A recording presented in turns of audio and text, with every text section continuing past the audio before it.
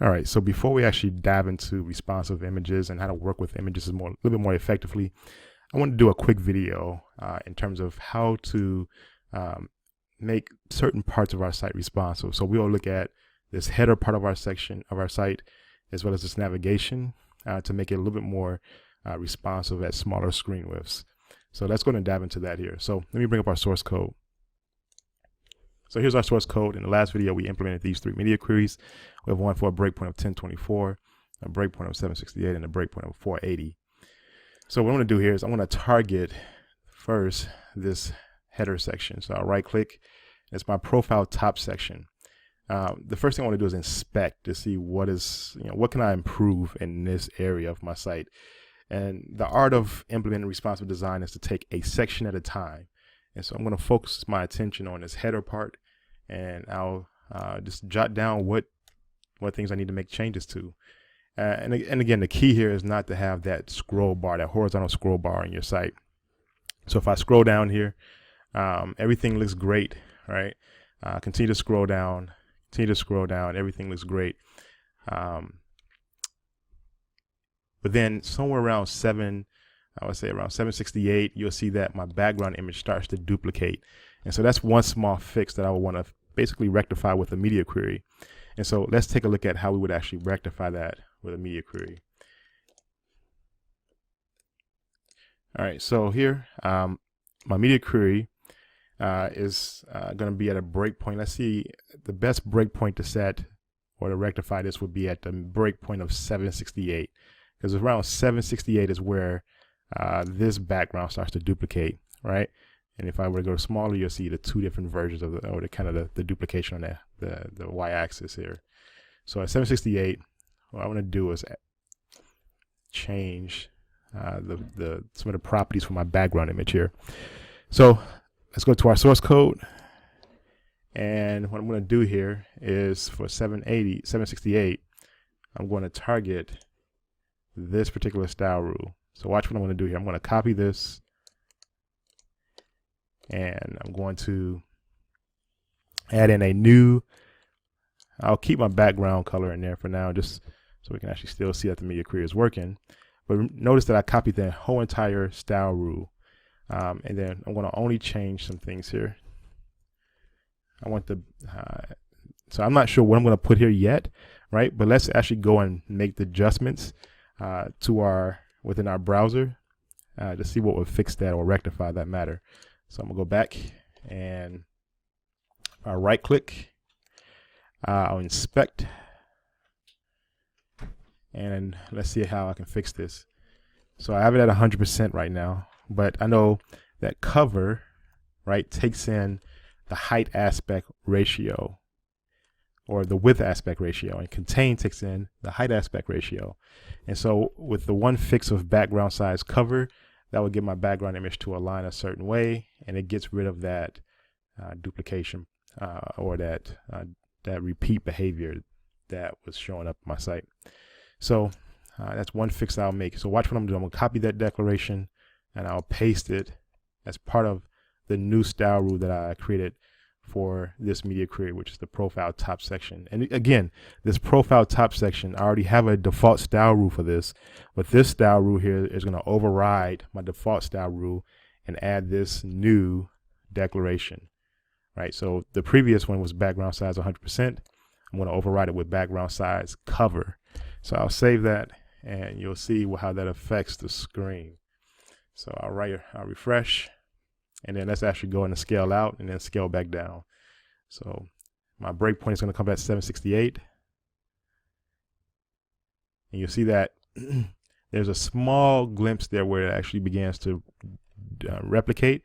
But at 768, there's the fix, right? And that fixes the issue for my background. This next area I want to focus in on is this navigation area. And so right now, if I were to squeeze down, right, or somewhere around 768 or even below 768, I get this horizontal scroll bar. Again, when you're doing responsive design, you never want that horizontal scroll bar. You want to do your best to get rid of that. A lot of times what causes this horizontal scroll bar is a fixed width. somewhere within your site. And so you have to go the extra mile to figure out where is that width coming from, and then make the most appropriate correction. So what I'm going to do here, I'm going to get rid of my logo as well as this notification symbol. I'm going to have favorites, offer lists, and profile settings stack on top of one another so that it's a little bit more presentable to the end user. So that's going to make those changes here. So first, I'm going to prototype that in the browser so that I know exactly what I need to change. And I think I'm going to make that change right at 768, right? So 768 is going to be a big media query for me in this project. Most of my changes will come at 768. And so let's do that here. And one of the things you're going to see me do is I'm going to get rid of some things. And the property, I'm going to use a property called display, and I'm going to set some things to none. And that's what allows me to get rid of certain components from my site. So let's go ahead and actually play around with this navigation.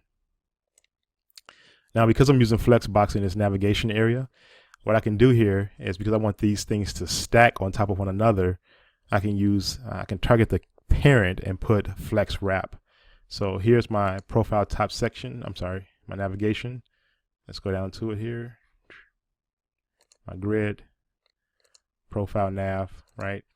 And with the profile nav, I can say flex wrap and then just say wrap. And what that does is that when the flex basis for each one of those box elements is hit, they'll begin to stack, right? Because the flex basis is saying what is the minimum width that these box elements can go, right? So let's go ahead and add that to our source code here. So I'll take the flex wrap, and again, I'm not adding this to the declaration as of yet. I'm going to add this style rule here to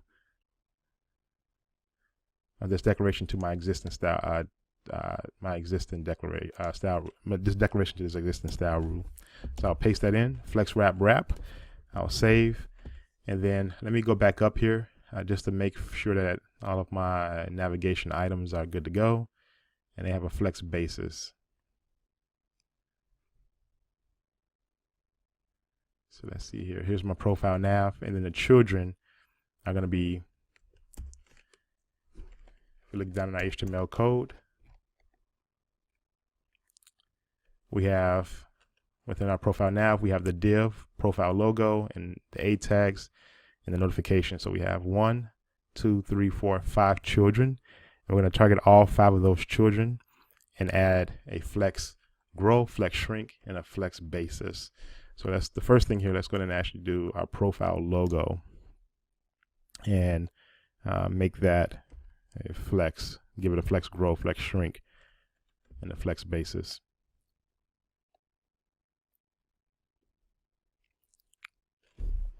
So what I want to do here is profile nav,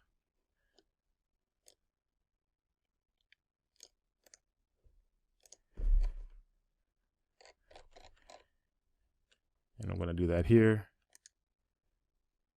I already have one here. So the flex basis is 1, 0. I already have these. I didn't know I had these already here. So I already have them here. So I'm good to go. So profile nav, profile logo. I have a flex basis 1, 0, 150. I'm going to change that to 135. And then for the A tags here, I'm going to have a flex basis. Let's see here.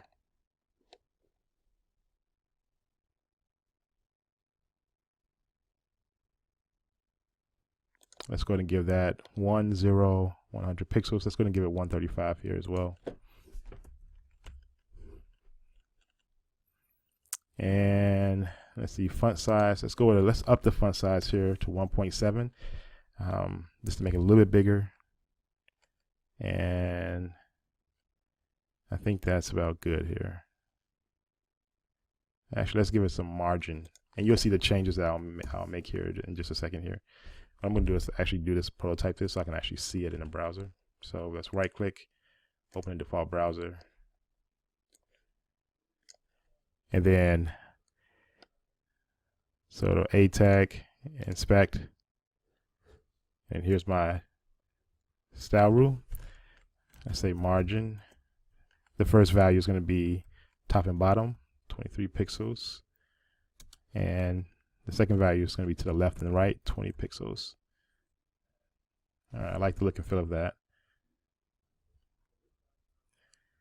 And let's go in and try this here.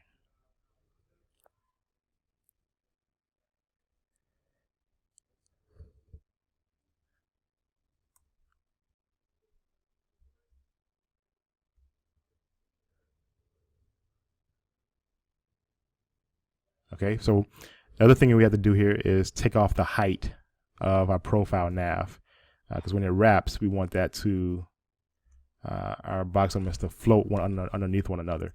Stay with me. I know this is it's an ongoing process where we have to continue to inspect the site to figure out what we need to make, where we need to make the adjustments.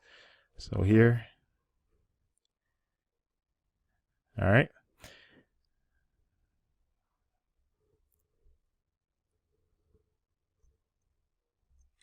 And let's do this here. Let's make the height auto.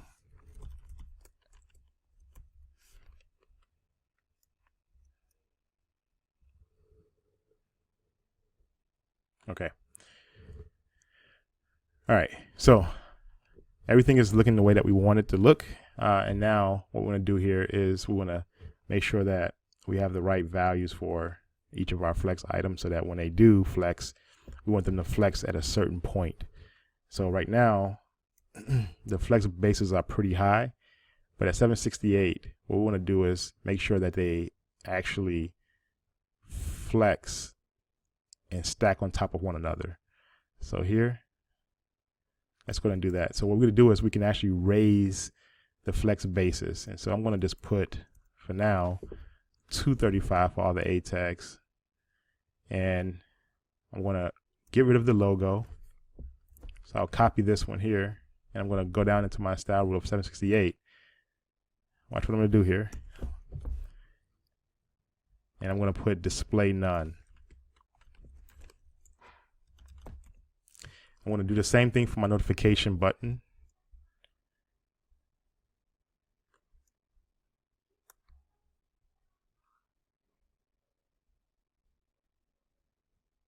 So I have profile nav. Let me actually go create a new style rule for it. And I'm going to get rid of the notification as well. So my profile nav and a notification. So let's actually create one for that. Oh, I already have it here. So I thought I knew I had one. I just didn't know where it was at. So I'll copy that and I'll do the same thing that I just did for the logo. So now I'll paste that in and I'll say display none here. I'll save it. Now watch what happens here. So I have the A tags.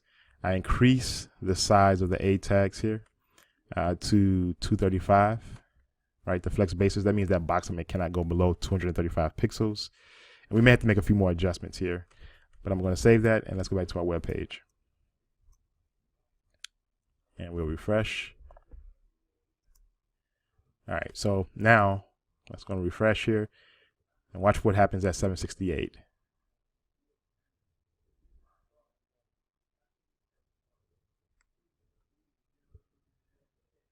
Right, so now we're starting to get that functionality that we're looking for. Now there's still a few things that we have to do here. Let's go and increase the height of our area and continue to increase the size of the flex bases.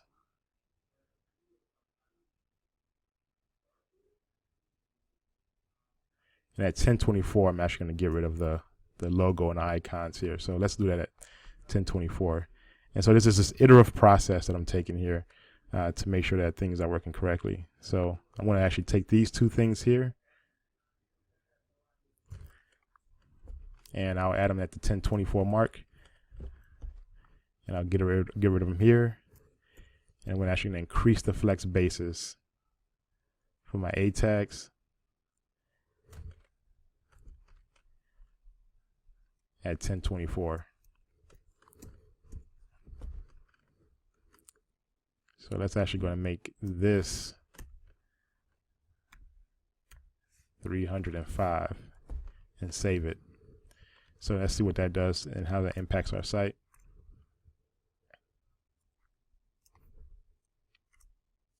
All right, so let's squeeze down. Our logo at 1024 and our notification symbol should be removed. There you go. You see that? And then you'll see that at 768, our navigation begins to stack.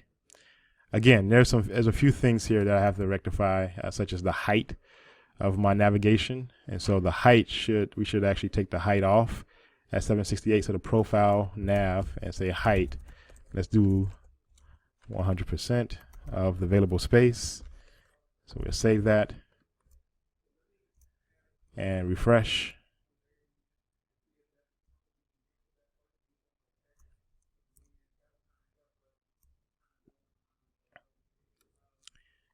And so I'm making these adjustments here. Like I said, there's still a lot to do here, but nonetheless, you kind of get the idea of how I'm actually adding and overriding various parts of my site.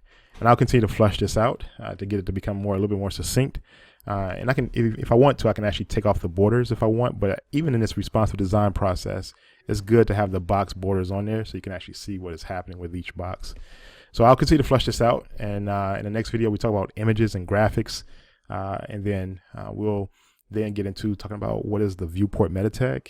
And then we'll wrap up kind of this series on responsive design. So stay tuned.